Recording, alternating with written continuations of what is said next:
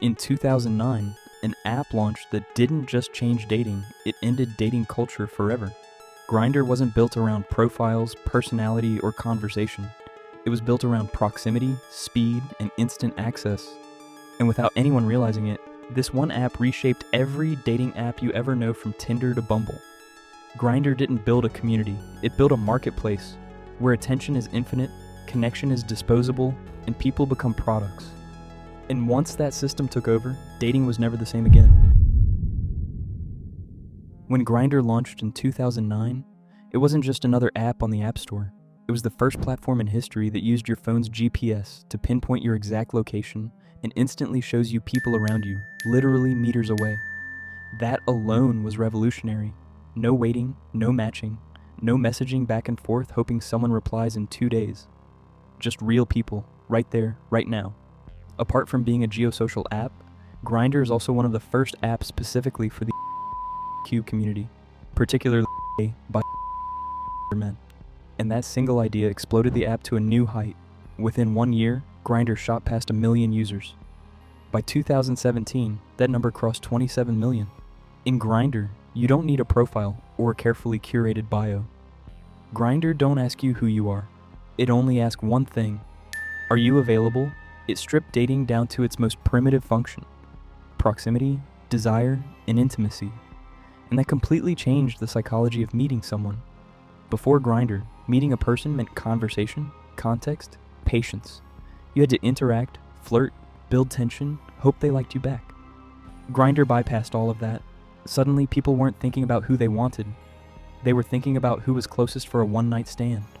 Because the app turned the entire process into a quick, location-based exchange. Grindr didn't rely on matches, algorithms, or swiping. It relied on your brain's response to instant availability. When you open the app, the grid doesn't show you curated options. It shows you a real-time map of who is physically closest to your GPS signal. Every time someone new walks into range, the app updates. This triggers dopamine in the same way casino slot machines do. The reward isn't guaranteed, but the anticipation is constant. This method created something no other dating platform ever did. The feeling of someone could appear any second. The instant gratification was the main USP of the Grindr app. Other apps like Tinder or Bumble require a swipe, then a match, then a message, then a reply, then maybe a meeting.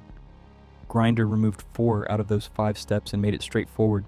The moment you opened it, someone is already waiting for you to meet. Unlike Tinder, which only shows a new profile after you swipe, Grindr showed dozens instantly.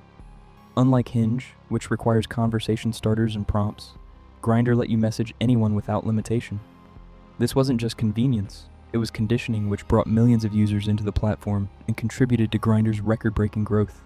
When you compare the numbers, Grindr took around 8 long years from 2009 to 2017 to reach 27 million users.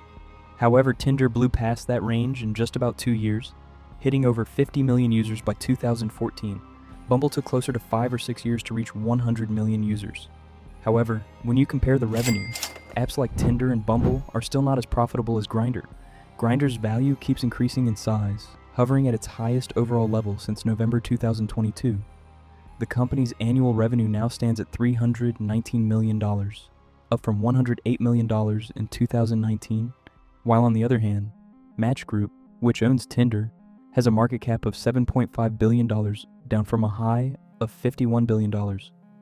Bumble is experiencing similar declines, with its stock now trading at a record low. But how is an app like Grindr having a fraction of users compared to Tinder and Bumble, but earning 10 times more than them? Here is why. But here's the kicker. Grindr achieved that massive revenue growth we just talked about with only 7 to 8% of users paying, compared to Tinder's 20%. The reason that this works is because when 93% of users get a great experience for free, you have a thriving ecosystem. So Grindr wasn't the biggest app, it just monetized a smaller user base more aggressively, earning more revenue per user. This brings me to my next point. As Grindr grew, something else grew with it, a pattern of risks that comes with it.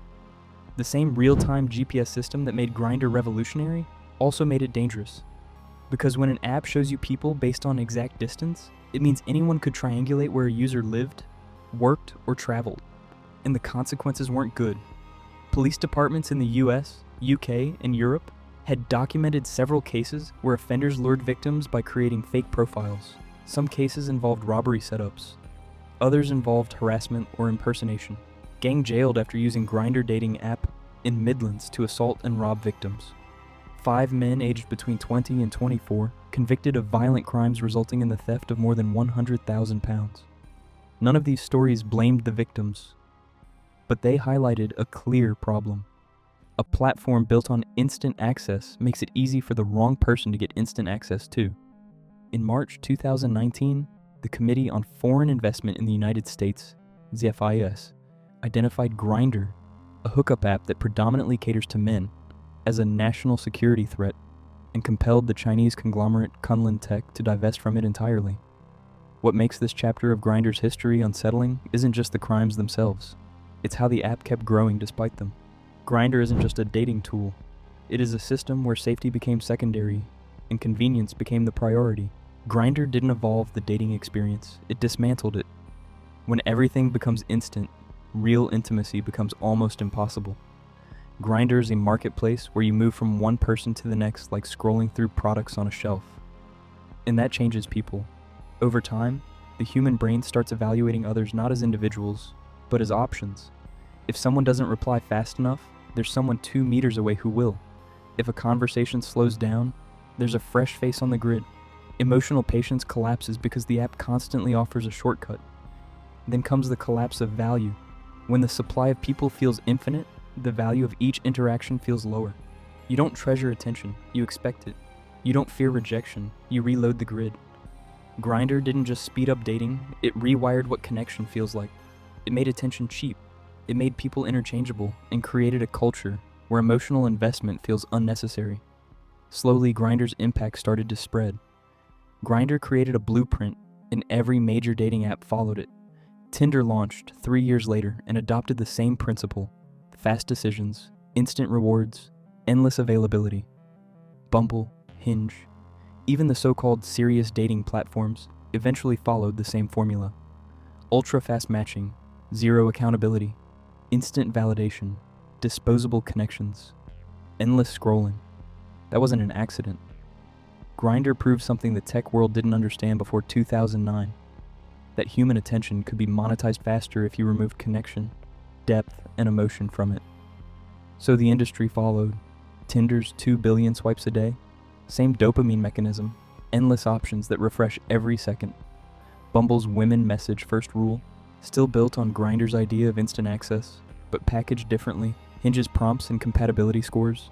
Underneath the branding, it's the same loop: infinite profiles, instant dopamine, minimal commitment. The behavior Grindr normalized became the global standard. Suddenly, dating everywhere started to feel the same: fast, chaotic, overwhelming, and disposable. You open the app, and instead of names, you see torsos. Instead of people, you see options. There's no emotion, no human factor left in it. Grindr didn't start out as a social experiment. It started as a simple business idea. Showed people who is nearby and removed the human connection of dating. But that idea reshaped everything around it. Modern dating is all about swiping, instant replies, short attention spans, and disposable conversations. And once people adjusted to this new dating culture, there's no going back.